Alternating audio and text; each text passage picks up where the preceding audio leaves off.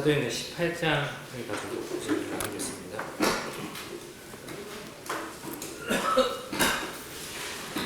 제가 오랜만에 올라와서 아마 기억이 잘 안 나실 텐데 전 시간 기억을 잘 하시는지 잠깐 복습을 하고 교제를 나누겠습니다. 사도행전 17장까지 저희가 교제를 나누는데요. 17장이 바울의 몇 번째 전도 여행인지 혹시 기억나시나요? 네, 두 번째입니다.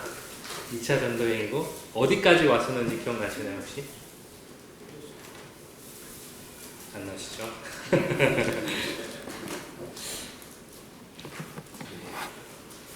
바로 아덴까지 왔었고요. 오늘은 2차 전도 여행의 마지막 여행지인 고린도 지역에 대해서 교제를 나누겠습니다. 잠깐 복습을 하고 넘어가겠습니다. 2차 전도 여행은 이제 보이시나요?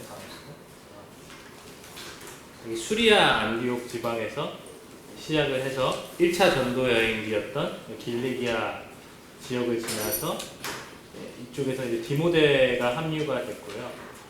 아시아 지역으로 가려고 했는데 성령이 막으셔서 어쩔 수 없이 무시아라는 지방을 통과해서 드로아 지방으로 가서 여기서 누가가 합류를 하게 되고 환상을 보고 마게도냐로 건너와서 우리를 도우라, 그 환상을 보고 이제 마게도냐 지역으로 넘어가서 빌립보, 데살로니가, 베레아 지역에 이제 복음을 전하면서 여러 가지 핍박을 받은 후에 핍박 때문에 베레아에서 말씀들을 잘 온전히 못 전하니까 실레와 디모데를 이쪽에 남겨놓고 바울이 혼자 이제 아덴 지역, 우리가 흔히 아테네라고 알고 있는 지역으로 이제 내려와서 복음을 전했는데 이곳에서 이제 너희가 알지 못하는 신에게 경배하는 걸 보고 내가 그 알지 못하는 신을 내가 소개하겠다라고 하는 설교를 했던 거가 이제 지난 시간이었고요. 이제 오늘은 이 아덴에서 이쪽 왼쪽으로 가까운 지역이죠. 고린도 지역으로 바울이 와서 있었던 일들에 대해서 교제를 나누겠습니다. 사도행전 18장 말씀을 우리 함께 읽기를 원하는데요. 18장 1절부터 11절까지 말씀을 교독으로 함께 읽겠습니다.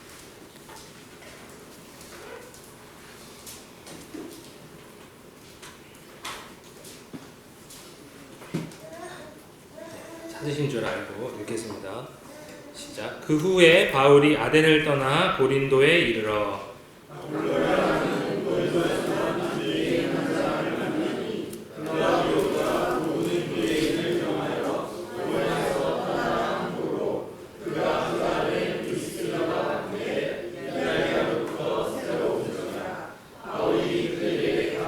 생업이 같으므로 함께 살며 일을 하니 그 생업은 천막을 만드는 것이더라.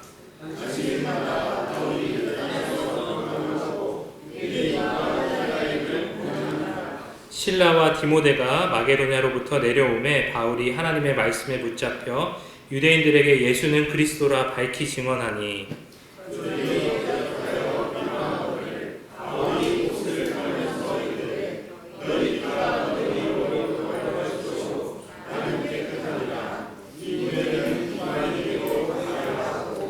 거기서 옮겨 하나님을 경외하는 디도 유스도라 하는 사람의 집에 들어가니 그 집은 회당 옆이라.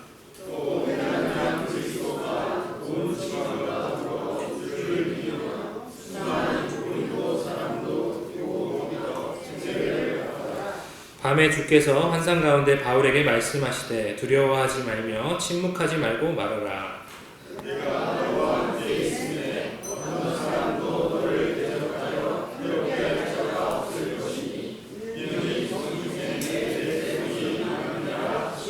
같이 읽겠습니다. 1년 6개월을 머물며 그들 가운데서 하나님의 말씀을 가르치니라. 시간 관계상 11절까지만 읽는데요. 이제 12절 이하의 12절부터 17절까지는 다른 지역과 마찬가지로 이 유대인들이 바울을 총독에게 고소하는 장면들이 나오는데 당시에 아가야 총독이었던 갈리오라는 사람이 이것은 너희 종교에 대한 문제이기 때문에 로마 법정에서 재판하지 않겠다라고 이제 돌려보는 장면이 17절까지 나오고요. 18절부터는 이 바울이 고린도 사역을 마치고 이제 수리아 안디옥으로 돌아가기 위해서 여기 지도에서 보시다시피 에베소 지역으로 가서 잠깐 성도들을 만나고 이제 가이사랴와 안디옥으로 이렇게 돌아가고 24절부터 28절까지는 이제 바울이 떠난 사이에 알렉산드리아 아프리카 남쪽에서 아볼로라는 사람이 와서 에베소에서 이 브리스길라와 아굴라와 교제한 후에 하나님의 말씀을 이렇게 전하는 그런 장면들이 나옵니다.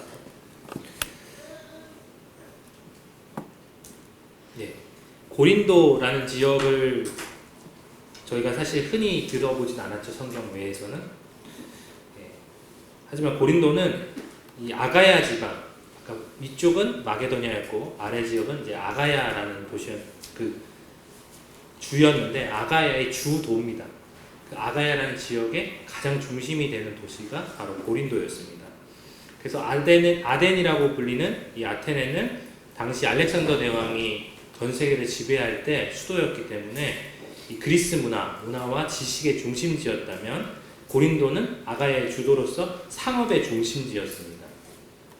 그렇기 때문에 여러 나라에서 사람들이 오고 갔고 이곳에서 굉장히 상업이 번성했고 방탕하고 음탕한 도시였습니다. 그래서 그때 당시 속담에 고린도화 됐다 그러면 방탕하게 됐다 이런 표현으로 쓸 정도로 타락한 동네였고 고린도 여자다 이런 말이 창녀를 의미하는 단어로 쓰일 정도로 굉장히 타락한 도시 중에 하나가 이 고린도라는 지역이었습니다.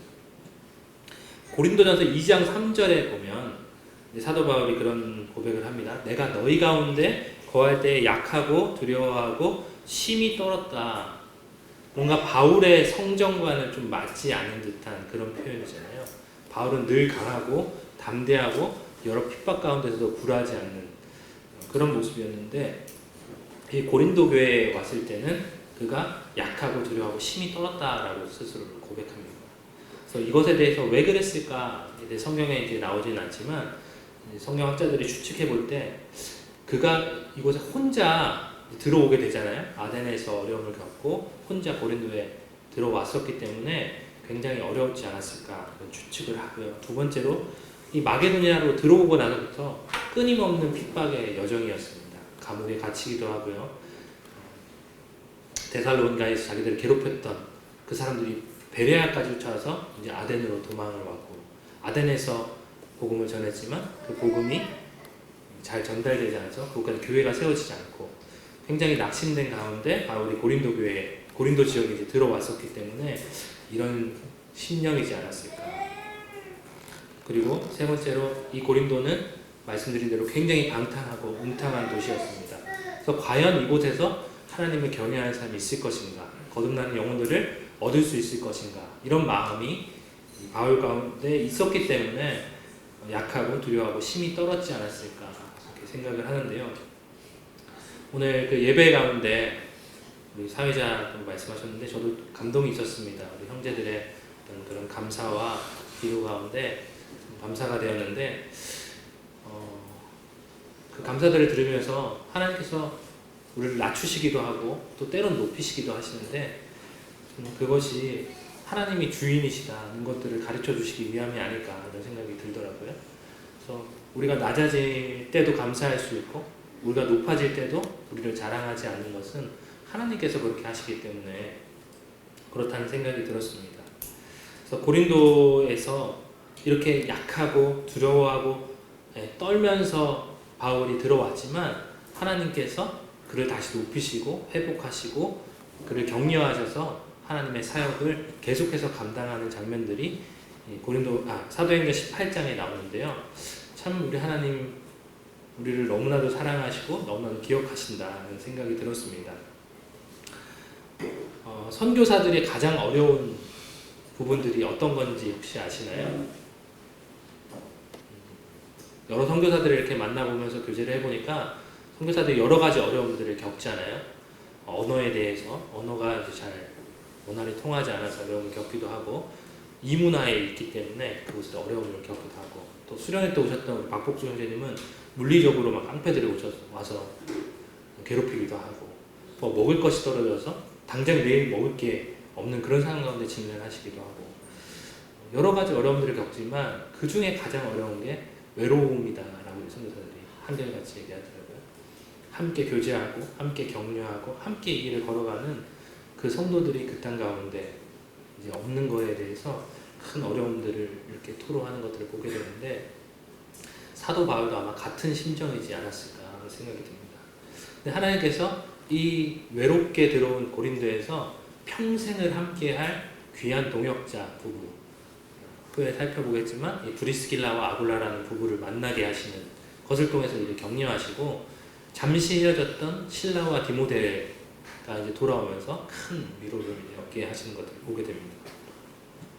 그리고 마게도니아와 아가야 지역으로 오면서 끊임없는 핍박의 여정이었는데, 하나님께서 특별히 환상 가운데 위로하시면서 고린도에서는 네가 그런 어려움을 겪지 않을 거야, 이렇게 위로하시는 것들을 보게 되고요. 3번 방탕하고 음탕한 도시 가운데서도 거듭남의 역사를 하나님께서 일으키셔서 열매를 얻게 하시고 고린도 교회를 세우심으로 이 바울을 격려하는 것들을 우리가 볼 수 있습니다. 이제 앞으로 18장을 통해서 좀 자세히 살펴보겠습니다. 첫 번째로 아굴라와 브리스길라. 아굴라가 남편이고 브리스길라가 부인입니다. 18장 2절 3절에 나오는데요. 본도라는 지역 출신이잖아요. 본도는 여기입니다. 비두니아 본도. 이 지역 출신인 사람이고요. 이들이 어디서 왔다고요? 이탈리아. 흔한 이름이죠. 잘 기억나시죠? 이탈리아입니다. 이탈리아. 바로 로마에 있다가 이들이 이 고린도 지역으로 옮겨왔습니다. 왜냐하면 AD 49년에서 50년에 글라우디오라는 황제가 칙령을 내리는데 모든 유대인들을 로마에서 추방해라. 그래서 문헌들을 살펴보면 당시에 그리스도로 추정되는 그 사람을 앞세워서 폭동이 일어났기 때문에 로마에서 그들을 다 추방해라 이런 명령이 내려졌다고 해요. 그래서 당시에도 아마 유대인들과 이 기독교인들, 그리스도인들이 간에 어떤 갈등들이 있었기 때문에 그것으로 인해서 로마에서 추방이 돼서 이들이 이제 고린도 지역으로 옮겨왔을 거라고 생각이 되어집니다. 이들은 성경에 나오다시피 천막 사업가입니다. 그 바울과 생업을 같이 하면서 천막을 만들던 사람들이었습니다. 당시에는 일을 함께 살고 함께 일을 하고 했다는 것들을 볼 수 있습니다. 로마서 16장 3절 4절에 이 브리스길라와 아굴라 부부를 사도 바울은 뭐라고 얘기하냐면, 너희는 그리스도 예수 안에서 나의 동역자들인 브리스가와 아굴라에게 문안하라. 그들은 내 목숨을 위하여 자기들의 목까지도 내놓았나니 나뿐 아니라 이방인의 모든 교회로 그들에게 감사하느니라 라고 평할 정도로 이 바울의 앞으로의 사역 가운데 굉장히 큰 역할을 해준 동역자들이었습니다. 성도님들은 옆에 계신 성도들을 위해서 목까지 내놓으실 수 있으시겠습니까?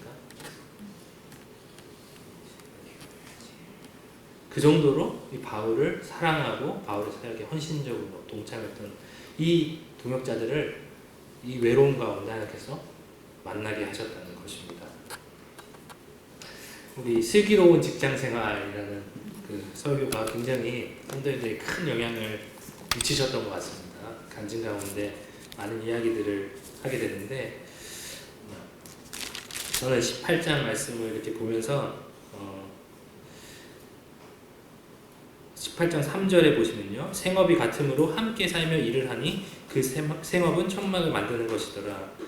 4절에 안식일마다 바울이 해당에서 강론하고 유대인과 헬라인을 권면하니라 이렇게 나오는데요.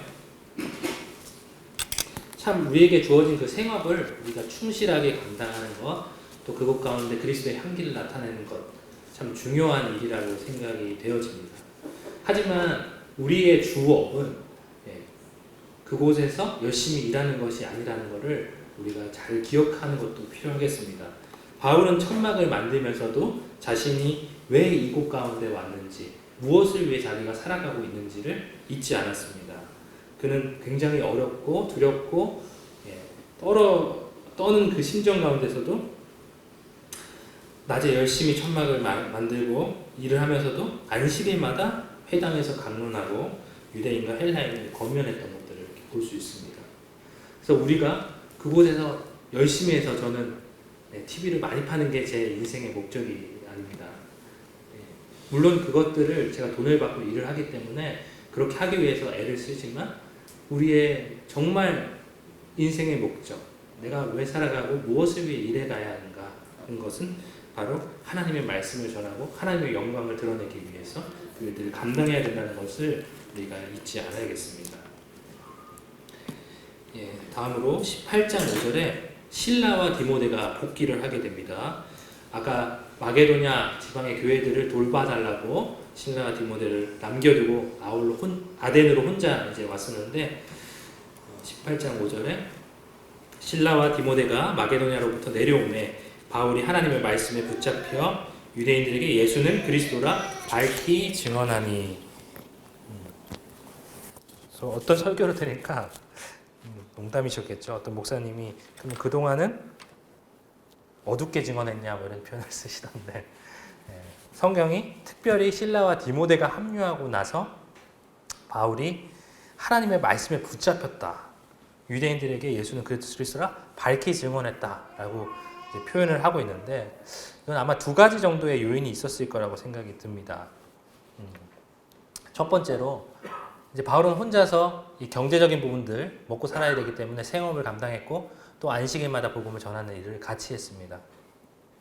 근데 이제 실라와 디모데가 돌아왔을 때 아마 마게도냐로부터 일정 부분 헌금을 가지고 왔던 것으로 보여요. 고린도후서 11장 9절을 보면 마게도냐에서 온 형제들이 나이 부족한 것을 보충하였습니다. 이렇게 나오거든요. 그래서 마게도냐에 있던 형제들이 그런 경제적인 지원들을 이렇게 하면서 바울이 이 하나님의 말씀을 전하고 가르치는데 전념할 수 있도록 이렇게 도왔다는 사실을 볼 수 있습니다. 그리고 이들이 이제 데살로니가 교회, 마게도냐에 있었던 그 교회, 데살로니가 교회에 바울이 얼마나 있었는지 혹시 기억나시나요? 네, 새 안식일 딱 3주밖에 없었습니다. 얼마나 그 교회가 걱정이 됐겠어요? 이들이 잘 복음을 받아들였는데 그들이 지금도 여전히 복음 안에서 잘 생활하고 하나님 안에서 잘 자라고 있는가 아마 늘 그 마음 가운데 기도 제목이었을 겁니다. 근데 이 실라와 디모데가 와서 이렇게 얘기해 줍니다. 지금은 디모데가 너희에게로부터 와서 너희 믿음과 사랑의 기쁜 소식을 우리에게 전하고 또 너희가 항상 우리를 잘 생각하여 우리가 너희를 간절히 보고자 함과 같이 너희도 우리를 간절히 보고자 한다 하니 이러므로 형제들아 우리가 모든 궁핍과 환난 가운데서 너희 믿음으로 말미암아 너희에게 위로를 받았노라. 이 교회가 잘 굳건하게 있다는 그 소식이 이 사도 바울에게 얼마나 큰 위로가 되는지 모릅니다. 그래서 우리가 주님 안에서 잘 생활하는 것만으로도 참 다른 사람들에게 큰 위로가 될 수 있는 것이죠. 하나님은 그래서 이 브리스길라와 아굴라 부부 그리고 실라와 디모데의 복귀를 통해서 이 외롭고 쓸쓸했던 그 사도 바울을 위로하시고 격려하셔서 더 담대하게 이 일들을 감당케 하셨던 것들을 볼 수 있습니다.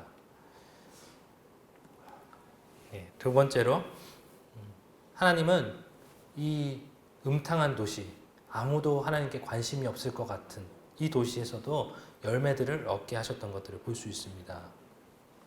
첫 번째로 디도 유스도라는 사람입니다. 바울이 이제 회당에서 복음을 전했는데 유대인들이 그걸 받아들이지 않으니까 옷을 털면서 너희 피가 너희 머리로 돌아갈 것이다. 나는 깨끗하다.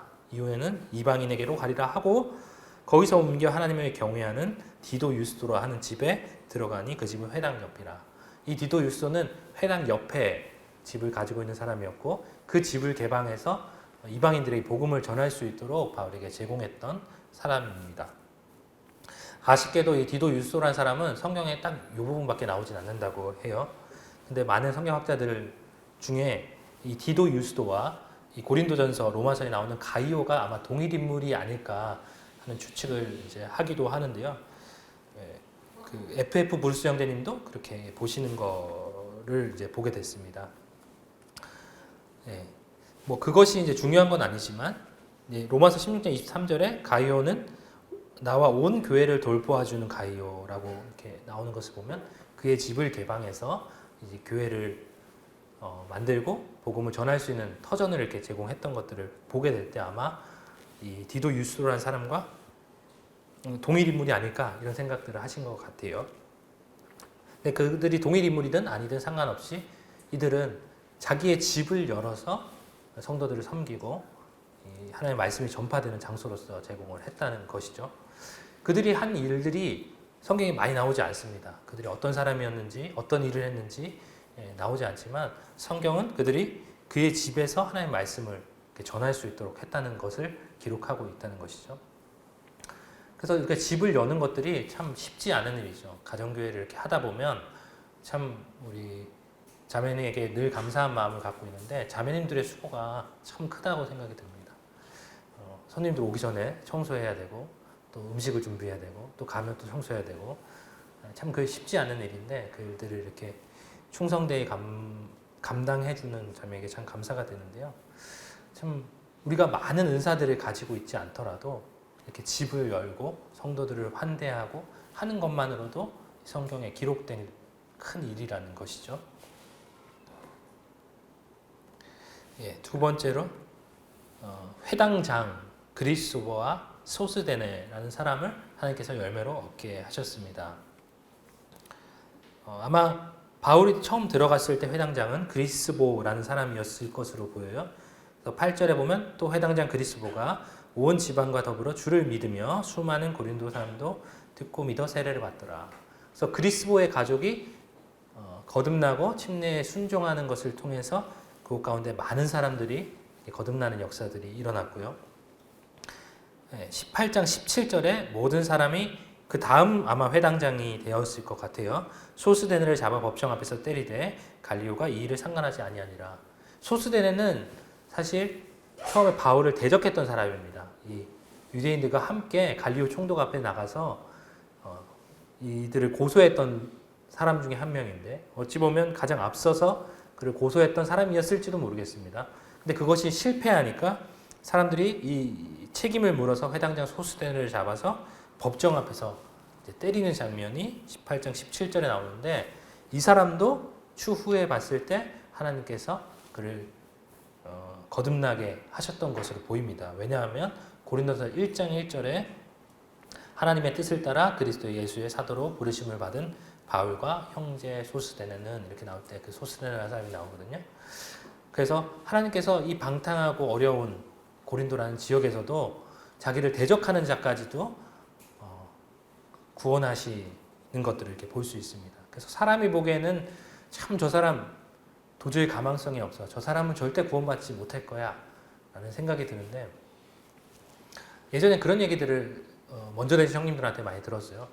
이렇게 어떤 사람을 엄청 간절히 기도해서 이제 와요, 구도자가. 그래서 이 사람한테 이제 복음을 전하려고 하는데 그 구도자가 이제 혼자 가기 좀 그러니까 친구를 하나 데리고 오는 거예요. 친구는 이 도에 대해서 전혀 관심도 없고 아무 생각도 없고 그냥 친구가 한번 가자고 하니까 잠깐 들렸는데 열심히 이 사람한테 복음을 전했는데 그 따라온 친구가 구원받고 열심히 복음 전한 그 구도자는 이제 구원받지 못하고 돌아가는 그런 일들을 많이 겪었다고 우리 형제님들이 간증해 주신 것들이 기억이 납니다.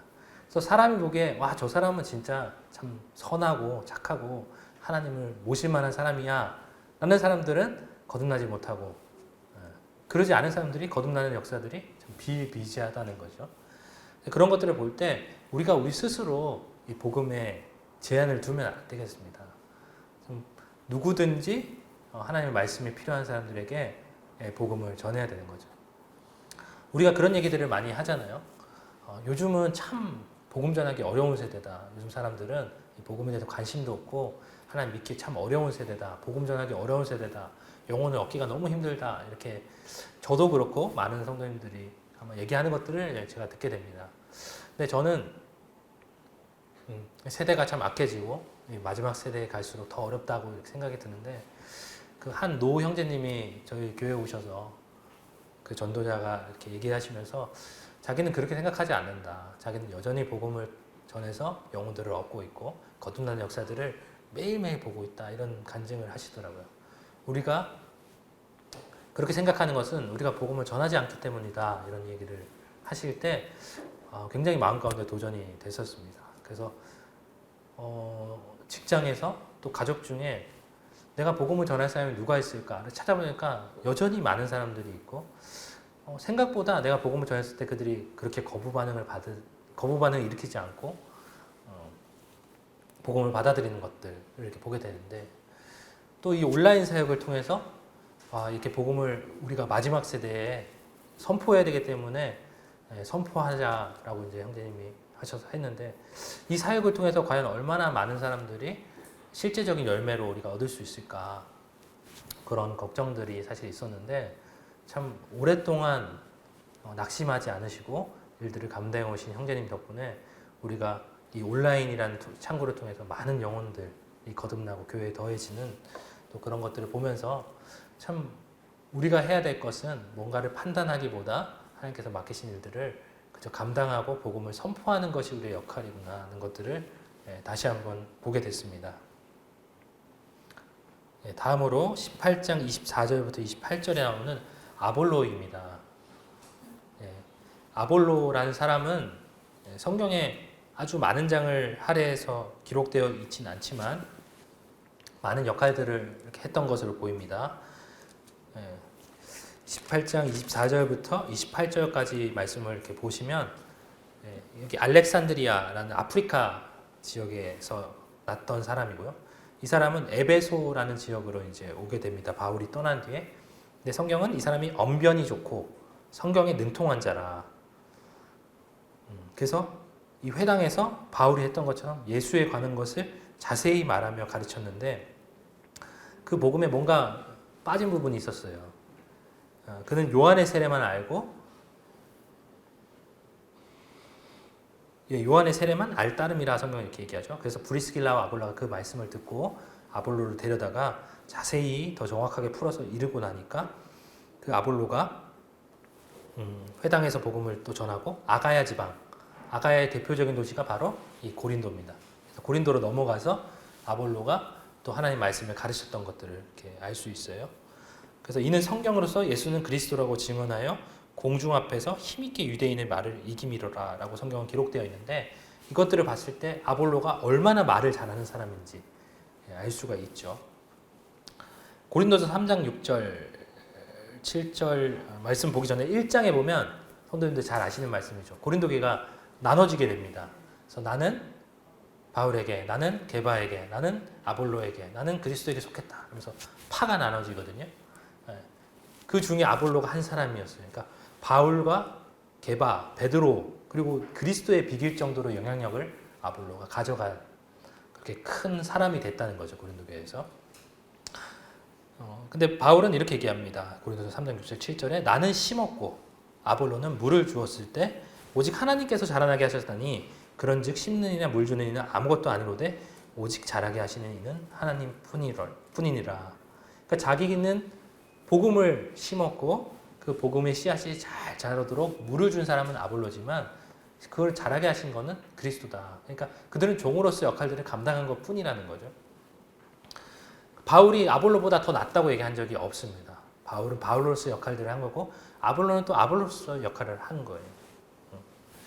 바울은 혹시 말을 잘 못했던 거 알고 계시나요?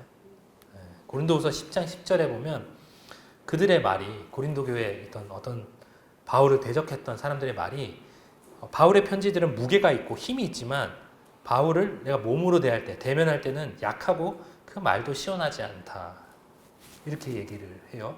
바울은 당시에 대머리였던 것으로 보입니다. 대머리에 말도 시원찮고 그런 사람이었어요. 그래서 그를 대면해서 들을 때 아마 고린도 성도들이 좀 약간 그를 깔봤던 것 같아요. 그래서 아마 더 마음이 떨리고 힘들었는지도 모르겠습니다. 근데 이 아볼로라는 사람이 바울이 떠나고 나서 왔는데 말을 너무 잘하는 거예요. 언변이 뛰어나고 공중 앞에서 예수는 그리스도라고 해서 그들을 이길 정도로 말을 잘하는 사람이었습니다. 근데 이 아볼로도 스스로를 높이지 않았어요. 고린도서 4장 6절에 보면 형제들아 내가 너희를 위하여 이 일에 나와 아볼로를 들어서 본을 보였으니 이는 너희로 하여금 기록된 말씀 밖으로 넘어가지 말라는 것을 우리에게서 배워 서로 대적하여 교만한 마음을 가지지 말게 하려 함이라. 그래서 아볼로에 대해서 바울이 한 번도 비난하거나 그가 교만했다거나 그렇게 한 적이 없습니다. 그래서 바울과 아볼로는 참 귀한 사역들을 각자가 받은 은사대로 감당했는데 이 고린도 교회의 성도들이 이제 문제를 삼았던 것이죠. 그래서 이 사도행전 18장을 보면서 역시 이 전도 여행, 하나님의 말씀을 전하고 교회를 세우는 일들에서는 이 동역의 원리가 굉장히 중요하구나. 각자 하나님께서 주신 그 원리대로, 은사대로 섬기는 것들이 얼마나 중요한가 이런 것들을 좀 살펴볼 수 있었습니다. 고린도 교회 하면 선생님들 어떤 이미지가 떠오르시나요? 네, 문제 많은 맞습니다. 성경에 나온 교회 중에 가장 문제가 많은 교회가 바로 고린도 교회입니다. 그래서 그것을 바로잡고자 쓴 성경이 바로 고린도 전서와 고린도 후서죠. 그래서 교회에 어떤 문제가 있다. 그러면 고린도 전후서를 살펴보시면 하나님의 뜻들을 우리가 발견할 수가 있겠습니다. 그래서 고린도 교회는 우리에게 참 좋은 반면 교사가 되는 거죠. 고린도 교회처럼 하지 않으면 우리가 참 좋은 교회를 이룰 수 있습니다. 그래서 오늘 이 사도행전 18장을 보면서 이 동역이 얼마나 중요한가를 살펴봤는데 이 고린도 교회에서는 철저하게 이 동역이 실패한 것들을 보게 되는데 이 고린도 교회의 문제들을 통해서 성경에서 말하는 동역의 원리를 좀 살펴보고 오늘 말씀을 마치도록 하겠습니다. 네, 첫 번째로 동역은 경쟁하는 것이 아닙니다. 고린도전서 1장에 보면 아까 말씀드린 대로 분파가 나눠졌어요. 나는 바울에게, 나는 아볼로에게, 나는 게바에게, 나는 그리스도에게 속했다. 근데 어떻게 그리스도가 나뉘었느냐라고 이제 바울이 그들을 책망하죠. 우리 교회 안에서도 흔히 그런 일들이 일어날 수 있습니다. 나는 이 강단에서 설교하는 형제님이 말씀을 너무 잘하고 성경을 잘하니까 나는 저 형제님 편이야. 저 형제님 팬이야. 저 형제님만 따라갈 거야. 저 형제님이 전국에서 말씀을 제일 잘 전해. 아니면 전국에서 말씀을 제일 잘 전하는 그 교회 갈 거야. 이런 분들도 계시죠. 그러니까 누가 성경을 많이 하나. 누가 말을 잘하냐. 그런 것들이 중요하지 않다는 거죠. 저 형제님은 말을 너무 상처 있게 해. 너무 직설적으로 얘기해. 저 형제님은 날 잘 공감해주고 참 따뜻해. 그래서 나는 저 형제님 편이야.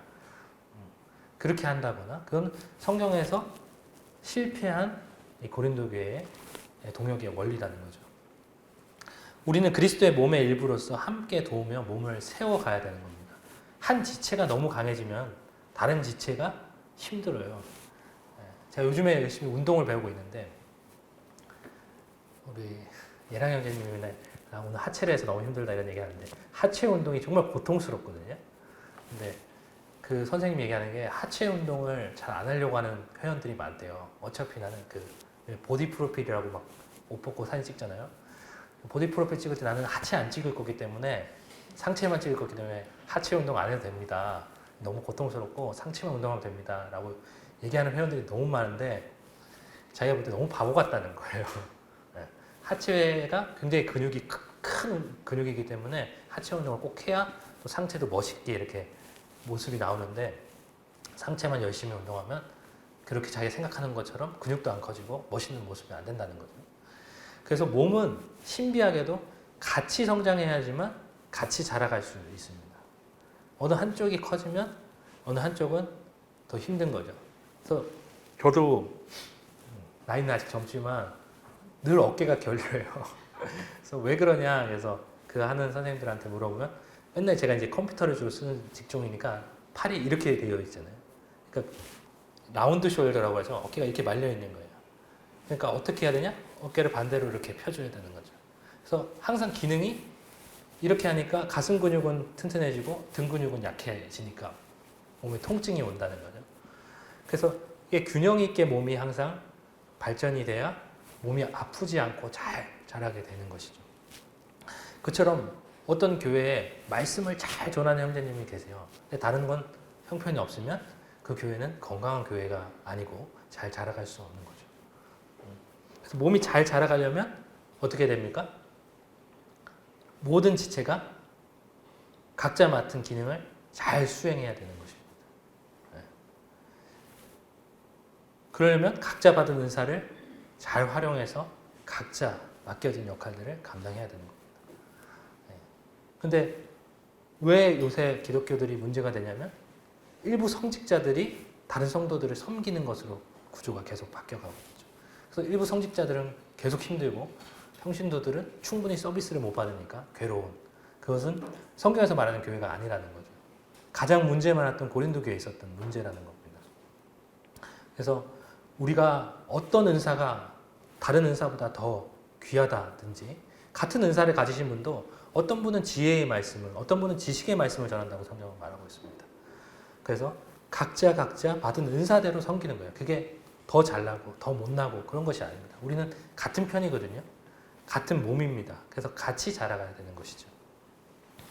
두 번째로 하나님께서 은사를 주신 것은 이 몸을 섬기기 위해서 주신 겁니다. 아까 얘기 드린 대로 팔의 기능 이렇게 잡고 펴고 뭐 할 수 있는 것은 다른 지체를 섬기기 위해서, 뭐 예를 들면 음식을 먹기 위해서 팔이 음식을 집어서 내 입에 넣어주는 거잖아요. 팔은 팔을 위해서 이걸 집는 게 아니에요. 그죠? 은사는 몸을 위해 존재합니다. 그래서 내 은사가 뭔지 모르겠다 라고 생각하시면 다른 분들한테 여쭤보세요. 그러면 내가 뭐 할 때 그분들이 좋으시고 평안하신지 알면 그게 은사입니다. 은사를 통해서 자기를 막 드러내고 내가 얼마나 말 잘하는지, 내가 성경을 얼마나 잘하는지 보여줄 거야. 내가 뭐 이런 걸 얼마나 잘 고치는지 성도들한테 보여줄 거야. 라는 것은 성경에서 하나님께서 은사를 주신 이유가 아니라는 거죠. 고린도 교회는 은사들이 너무너무 많은 교회였습니다. 얼마나 똑똑한 사람들이 많았겠어요? 당시 아가야의 수도였습니다. 돈이 많은 사람도 많았고요. 지식적으로 충만한 사람들도 많았습니다. 하지만 그 은사가 자기 과시의 수단으로 그 우열을 나타내기 위해서 쓰여졌기 때문에 계속해서 권면을 받고 문제가 있다고 얘기하는 거죠. 그래서 저희가 잘 아는 말씀 고린도전서 13장 뭐라고 하죠? 네, 사랑장이라고 하죠. 그 사랑장 앞에 12장의 은사에 대해서 설명을 합니다. 그럼 왜 그게 그 맥락에서 나오냐면 은사들이 많지만 사랑이 없으니까 울리는 꽹과리와 같고 아무 소용이 없다라고 13장에 바울이 얘기하는 거죠. 아무리 많은 은사도 사랑이 없으면 아무 의미가 없습니다. 마치 울리는 꽹과리와 같다고 바울은 얘기하고 있습니다. 그래서 성도님들에게 다 각자 은사들이 있지만 그 은사들은 나를 위해서가 아니라 남을 위해서 쓰여져야 된다는 것이죠. 교회는 자기 유익을 위해서 다니는 곳이 아닙니다. 말씀 잘 전하신 형님 따라서 내가 그 영적인 필요들을 잘 채우고 성경을 잘 배워서 내 지식을 쌓고 뭔가 내가 하나님과 친밀한 느낌이 나는 그런 것을 얻기 위해서 교회를 다니는 게 아니라 다른 몸을 섬기기 위해 우리가 교회를 다녀야 된다는 것이죠. 세 번째, 같은 맥락인데 고린도 교회는 굉장히 자기 중심적이었습니다. 이 만찬을 대함에 있어서도 부자들이 먼저 와서 다 먹어버리니까 가난한 사람들은 먹을 게 없다. 너희가 배고파서 이 교회 와서 먹는 거냐? 이렇게 책망을 하죠. 왜 부자들이 먼저 올 수 있나요? 부자들은 노동의 의무가 없으니까 자기 일을 마치고 올 수 있죠. 하지만 가난한 자들, 종들, 노예들도 많이 교회에 있었는데 그들은 자기 스스로 자기 시간을 통제할 수 없었습니다. 그래서 힘들게 일하고 겨우 시간을 내서 왔는데 이미 부자들이 먹을 걸 다 먹어버리는 그거에 대해서 이제 바울이 지적하게 되고 우상의 재물 문제에 대해서도 우상에게 바친 재물에 대해서 누구는 먹을 수 있고 누구는 먹을 수 없고 마음이 불편한 거예요. 그러면 그걸 먹지 마라. 그 성도를 위해서 먹지 마라. 라고 이제 바울은 권면하죠. 그래서 우리가 어떤 행동을 할 때 참 성도들을 배려하고 특히 연약한 성도들을 성숙한 성도들이 받아내야 되는 겁니다. 아, 저 사람은 왜 저럴까? 이해가 안 되고 좀 합리적이지 않은 것 같고 근데 이 교회는 합리적으로 이루어지는 것이 아니라 사랑으로 이루어지는 것이죠. 예수님이 우리를 구원하는 게 어떻게 합리적입니까? 그죠? 예수님이 우리를 구원하셔서 얻을 수 있는 게 뭐 있겠습니까? 우리를 사랑하실 이유가 아무것도 없잖아요. 근데 그거는 그분이 사랑이시기 때문에 그렇게 하신 것이죠. 우리도 그분의 자녀고 그분의 생명으로 살아간다면 그분처럼 행동해야 된다고 생각이 듭니다. 네 번째로 리더십과 권위에 대한 오해입니다. 고린도 교회는 바울의 사도권을 계속해서 의심했어요. 당신은 예수님이랑 같이 안 다녔으니까 사도 아니지 않냐? 예수님 본 적도 없지 않냐? 말도 잘 못해. 막 기적들을 잘 일으키지도 못해.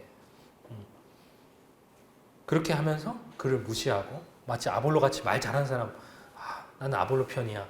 이렇게 얘기했다는 것이죠. 하지만 그것은 리더십과 권위에 대한 오해입니다.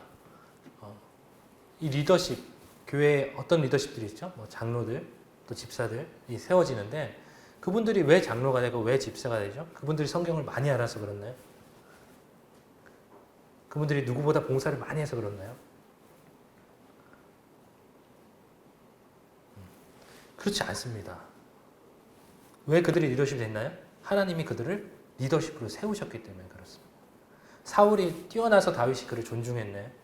그렇지 않잖아요. 엉망진창이고 합리적이지도 않고 하나님 경외하지도 않는데 그래도 다윗은 하나님이 그를 기름 부으시지 않았냐. 그 사울을 세운 그 하나님을 내가 존중하기 때문에 사울을 존중히 여긴다라고 했던 것을 하나님 기뻐하셨죠. 리더십이 좀 잘못하면 리더십을 갈아엎고 하나님의 교회의 원리가 아니라는 것이죠. 하나님이 세우셨기 때문에 마치 사울을 세우셨던 하나님이 사울이 하나님을 더 이상 경외하지 않으니까 사울을 버리셨던 것처럼 그것은 하나님의 몫으로 남겨놔야지 이 성도들이 해야 될 역할들은 아닙니다. 오히려 성도들은 혹 그 리더십들이 잘 교회를 하나님 뜻 가운데 운영하지 못한다면 함께 기도해주고 함께 교제해주고 함께 권면해주고 마치 실라와 디모데가 와서 바울에게 얼마나 큰 위로를 주고 그의 아마 경제적인 사정들을 그들이 더 돌봤을지도 모르겠어요. 그러니까 바울이 말씀 전하는 일에 전념해서 사역을 하니까 고린도 교회가 세워졌던 거지 않을까 저는 생각이 드는데 그분들이 이 영적인 일들에 전념할 수 있도록 물질적인 거 혹은 감정적인 거 여러 가지 것들을 우리가 함께 감당할 때 우리 교회가 그리스도 안에서 더 자라갈 수 있겠습니다.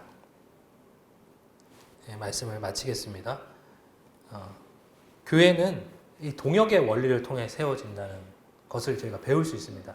어떤 특출난 바울과 같은 사람을 통해서 교회가 이루어지는 게 아니라 그런 바울조차도 두렵고 약하고 연약해질 때가 있다는 거죠.